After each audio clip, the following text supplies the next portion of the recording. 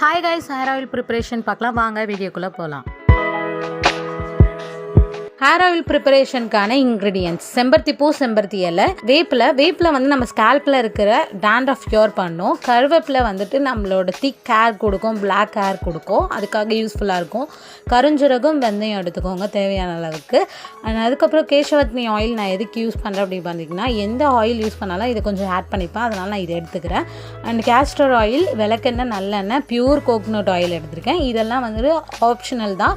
உங்களுக்கு வந்து coconut oil மட்டும்தான் இருக்குது அப்படின்னாலும் அதை மட்டும் யூஸ் பண்ணிக்கலாம். நான் வந்து எல்லா எண்ணெயும் நான் கொஞ்சம் யூஸ் பண்ணிக்கிறேன் என்கிட்ட இருக்கிறதுனால. அண்ட் ஃபர்ஸ்ட் வந்து பார்த்தீங்கன்னா மிக்ஸி ஜாரில் இருக்கிற எல்லா லீவ்ஸுமே போட்டுக்கோங்க. கருஞ்சீரகம், வெந்தயமும் ஆட் பண்ணி நல்லா கிரைண்ட் பண்ணி எடுத்துக்கலாம். இந்த மெத்தடை நான் எதுக்காக ஃபாலோ பண்ணுறேன் அப்படின்னா, டேரெக்டாக ஆயிலில் போடும்போது நம்மளுக்கு அதுக்கான ரிசல்ட் கிடைக்காது. நான் இந்த மாதிரி அரைச்சி யூஸ் பண்ணும்போது அதில் இருக்கிற ஜூசினஸ் வந்து ஆயில் அப்சர்வ் ஆகும் அண்ட் நல்ல ரிசல்ட்டுமே கொடுக்கும். அதுக்காக நான் இந்த மெத்தடை ஃபாலோ பண்ணுறேன். பாத்திரத்தில் ஆயிலை ஆட் பண்ணி நல்லா ஹீட் பண்ணிக்கோங்க ஸ்லோ ஃப்ளேமில் வச்சு. நான் கோகோனட் ஆயில் அதிகமாக ஆட் பண்ணியிருக்கேன். கேசவர்த்தினி ஆயிலும் கேஸ்டர் ஆயிலும் லிமிட்டடாக ஆட் பண்ணிக்கிறேன். இது ஆப்ஷனல் தான், உங்களுக்கு தேவைன்னா நீங்கள் ஆட் பண்ணிக்கலாம். இல்லை நான் வந்துட்டு கோகோனட் ஆயில் மட்டும் யூஸ் பண்ணுறதா இருந்தாலும் யூஸ் பண்ணுங்கள். அண்ட் ஆயில் ஹீட் ஆனது பேருக்கு நம்ம ப்ரிப்பேர் பண்ணி வச்சுருந்த பேஸ்ட்டை வந்து அதில் ஆட் பண்ணி வெல் மிக்ஸ் பண்ணிகிட்டே இருக்கணும். லோ ஃப்ளேமில் வச்சுக்கோங்க, ஹை ஃப்ளேமில் வச்சுக்காதீங்க.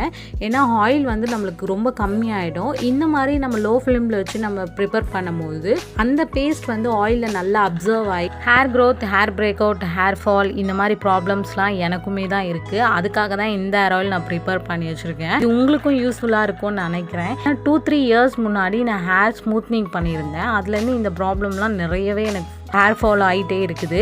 ஏன்னா என்னோடய ஹேர் கொஞ்சமாக கொட்டும் போது மனசு ரொம்ப கஷ்டமாக இருந்தது. நம்ம ஹேரை வந்து பராமரிக்கணும் அப்படின்ற ஒரு நிலைமை வந்துருச்சு. ஆயில் யூஸ்ஃபுல்லாக இருக்கும்னு நினைக்கிறேன் உங்களுக்குமே. இந்த மாதிரி ஒரு குட்டி கண்டெய்னரில் நான் வந்து ஹேர் ஆயிலை ஸ்டோர் பண்ணி வச்சுப்பேன். இல்லாமல் குட்டி ஸ்ப்ரே பாட்டில் வந்து எப்போவுமே நான் வச்சுருப்பேன். ஏன்னா நம்ம ஸ்கேல்பில் வந்துட்டு ஹேர் ஆயில் வந்து கையில் எடுத்து அப்ளை பண்ணுறதுக்கு ஒரு மாதிரி இரிட்டேட்டிங்காக இருக்கும்.